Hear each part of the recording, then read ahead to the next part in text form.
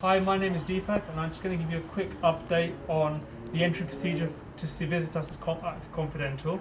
I would really appreciate if all our patients would kindly wear a face covering or a face mask. If you don't have one, we can provide one for you at the practice. If you're unable to wear one, please let us know. We're more than happy to collect you from your car and bring you straight for your appointment. When calling for your appointment, please can you follow me and give us any indication if you have any of these following symptoms: a continuous cough, a temperature, a loss of taste or smell.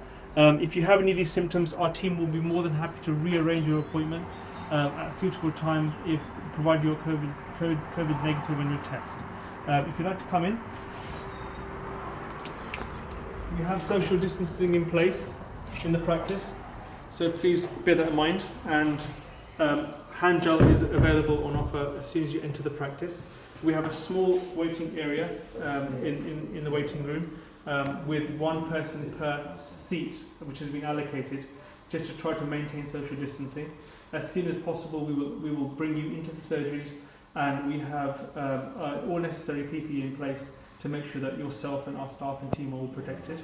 The reception area has alcohol sanitization desks, as well as screens and protection for our team, as well as yourselves.